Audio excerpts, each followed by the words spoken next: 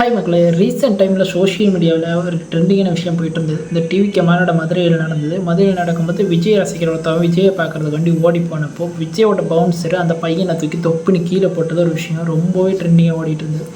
அப்போ நேற்றுக்கு நான் ஒரு வீடியோ பார்த்தேன். அப்போ வந்து ஒரு லேடி, அது என் பையன் தான், என் பையன் வந்துட்டு விஜயை பார்க்கறதுக்கு ஆர்வமாக போனான், என் பேச்சு கேட்காம போனான், அப்போ கூட அவனை தூக்கி போட்டாங்க, நான் பெற்ற பிள்ளை எனக்கு ரொம்ப வலிக்கும் அப்படிங்கிற மாதிரி ரொம்ப சோகமான வீடியோ போட்டிருந்தாங்க.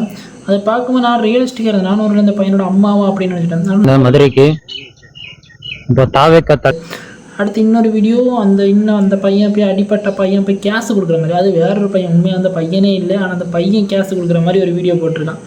நான் தான் அந்த பையன், ஆர்வத்தில் ஓடி போனேன், என்னை தூக்கி போட்டேன், என் உடம்பெல்லாம் வலிக்குது அப்படின்லாம் போய் கேஸ் கொடுக்க போகிறேன்னு சொல்லிட்டு கேஸ்லாம் ஃபைல் பண்ணியிருக்காரு அந்த ப்ரோ. நான் இது என்னடா சொல்லி பார்த்துட்ருக்கேன். அப்போ ரியல் வீடியோ என்ன போதான், அடுத்து விஜய் ரசிகரோட ஃபேன்ஸ் பசங்க தரமான ஒரு சம்பவம் பண்ணியிருக்காங்க.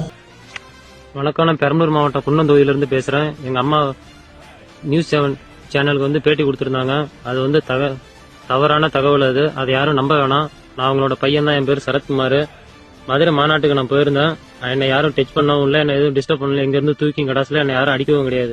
இது என்னோட சுயநலனோட தான் நான் சொல்லிக்கிறேன். இது யாரும் நம்ப வேணாம்.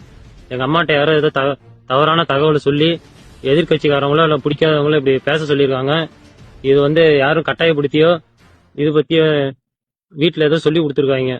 அதனாலதான் எங்கள் அம்மா நியூஸ் சேனலுக்கு வந்து பேட்டி கொடுத்துருக்காங்க. இது யாரும் நம்ப வேணாம். அந்த பையன் நான் கிடையாது, நான் வேற, அந்த பையன் வேற.